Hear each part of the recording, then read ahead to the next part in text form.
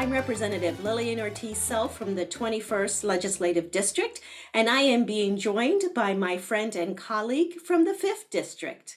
Thank you very much, Representative Ortiz-Self. It's great to be here. I'm Bill Ramos from the 5th Legislative District in Issaquah, and it's great to join you today and have a little conversation. We are here to acknowledge and celebrate Hispanic Heritage Month.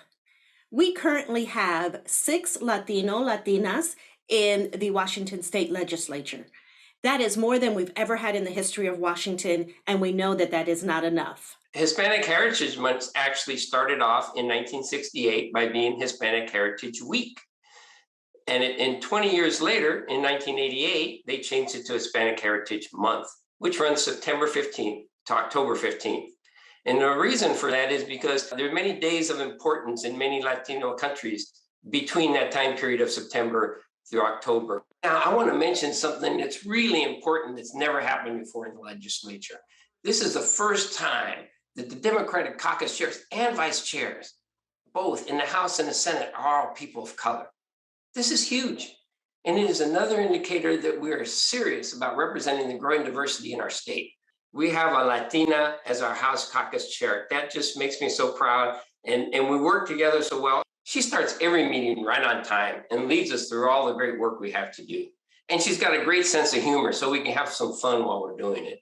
Thank you so much, Bill. It is my honor to serve as caucus chair and to be the first Latina to serve in that role. You know, I think it's really important that we seek those leadership positions because we bring our culture with us. We bring our stories of our families and our communities that have shaped us, the ones that we hear every day, the ones that we have been involved with growing up. And those stories, those needs, those perspectives, all of that come with us and help shape our role as leaders. And we need to have more and more of that. So I am honored to be in that role. Thank you, Bill. I serve on 3 committees. I serve on the Human Services and Early Learning Committee, where we especially look at the mental health issues of our children. I serve on the Education Committee, and as a Latino parent, I know how important education is to each and every one of us. An area that I'm very passionate about is making sure that we never have to apologize for speaking our beautiful language of Spanish. We should always make our students proud of the fact that they could be bilingual. We should have our parents who do not speak English have a right to communicate and be involved in their kids' lives. It is so important that parents have access to what's happening in the school setting. And it is our responsibility, it is our school district's responsibility to make sure that parents have that access regardless of what language and never be judged for that. It is also very important that our students be able to be bilingual. I am so passionate about that. I've been working on dual language programs for a while now and trying to expand it in the state of Washington, and I will be dropping some more bills in that pertain to that because I think it would be a shame for any student to lose their native language. We see other countries that are bilingual, trilingual. We need to encourage that in our students as early as possible, and I'm excited about that possibility. Also, I want to make sure that our history is taught in the classroom. Everybody's history is taught in the classroom in an accurate way. I want our Latino students to be proud of who they are and where they came from and whose shoulders they stand on. So we've got work to do, but I'm very excited about moving us in that direction. I also serve on the Labor Committee, where we work and look at issues that affect our Latino community's workforce. For example, this last session, we were looking at the overtime bill for seasonal farm workers.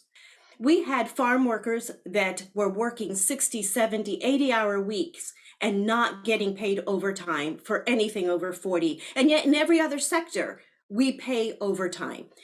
That was not right, and it was an injustice that had to be corrected, and we worked hard to do that. And in a few years, after 40 hours, everyone in the state of Washington will get paid overtime because that is the right thing to do.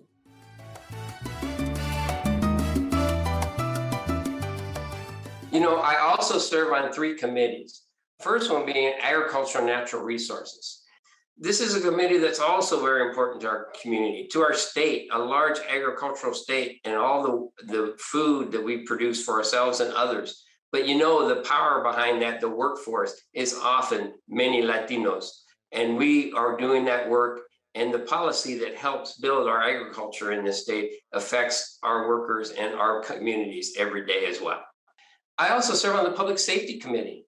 And this year we took decisive steps, big steps in helping to take policing and make it consistent across the state. So we have consistent laws, so no matter where you are in the state, you get the same policing action towards you, as well as more transparency and then accountability. So if you just think of those three things of consistency across the state, accountability, and transparency, that's the goal of these policing reform laws.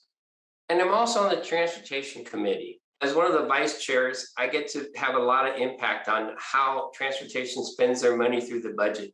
And I get to add that equity lens to see how it affects all of our people on an everyday basis. We've never had many communities at the table when we talk about transportation policy before.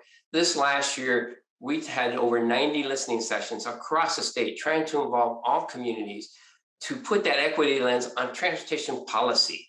Many folks have never been involved in those conversations before. This is a big change. And then also in transportation, which affects everybody in this state, we want to make sure all the dollars that go in there also have an equity lens on them. So we have opportunities for minority and women-owned contractors to get some of these jobs, as well as get apprenticeship programs going so we get some people into some jobs, and make sure we look at how each of these projects affects the community that it's in, and that it's a benefit to that community, not a detriment. So we put that equity lens on all we do in transportation now to make that better for all our communities.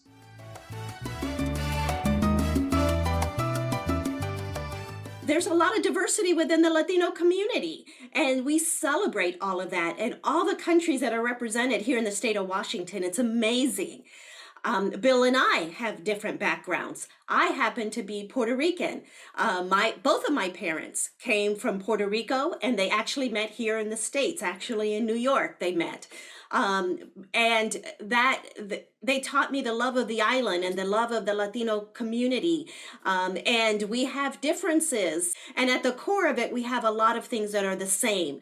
Our love of family, our love of tradition, our love of dance and music, and salsa, reggaeton, and cumbia that circulate throughout our countries. We have all of that. One of the things that we don't have is that Puerto Ricans don't like spicy food. My families that I work with happen to be predominantly Mexican families. They call me an honorary Mexican. I'm very proud of that. And they always have to tune down the food for me. But I do love burritos and enchiladas. I love Mexican food. I just have to tone it down. How about you, Bill? Yes, and thank you, Lillian. And I love the part about the food and the lack of spice in your area. Well, you know, in my family, my mom always says, you know, if you're having a meal and you don't have to blow your nose, it's probably not that good.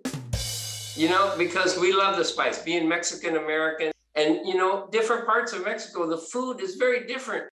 I'm from Jalisco, which is Guadalajara is the capital of Jalisco. And that food is what I grew up with and I'm used to. And then when I traveled around Mexico, I found all these other great foods in all the different parts of Mexico and in Central America. I fell in love with them too, but they're so different, but they're I'm always looking for good Central American restaurants, having worked in Honduras for a while as well. So the Mexican American background in me also shows, but very different from yours. Yet we still have that connection, right? We know each other. We have a base of some cultural stuff that's really important, but we have a lot of differences we get to celebrate as well. I just heard on the radio the other day that Latinos listen to too much music. We're always listening to music. It's just part of our life. And dancing and salsa. And you know, the salsa on the East Coast is different from the salsa on the West Coast that I know. I just love that combination of uniqueness and difference what we bring to the state. Our power is our people, our diversity, our strength, working together. That's what's important. And that's why we need to celebrate all these great nationalities and ethnic groups, how we bring these differences together and make a unique and wonderful society.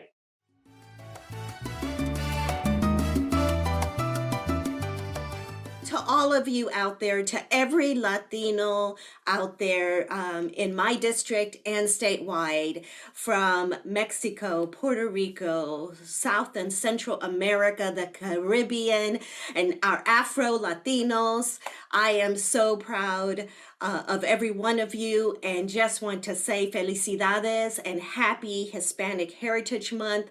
May it last all year, the pride that we should have in the ancestors that got us to this point. So thank you, everybody. I also want to say that I am very proud that I have a Latino as a legislative assistant. So if you have any questions, if you need anything that we can help with, feel free to call our office. We are here to serve you. Para cada Latino, tengo un asistente que es bilingüe. Llama a la oficina. Estamos aquí a la orden. Gracias.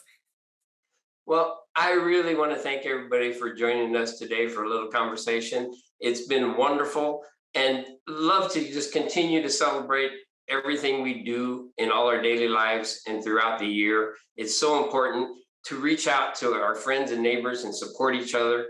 And you can always call me at any time. And I'm really proud to let you know that my assistant, Erica Boyd, is also Latina. So when you call here, you're going to get Latinos answering to you one way or the other. And we're going to give you everything we need. We're going to take care of everything we can as best we can. And we need to continue to spread all the support and love of our community everywhere. So don't feel shy about anything. If you have any question, just call. Llámame, por favor.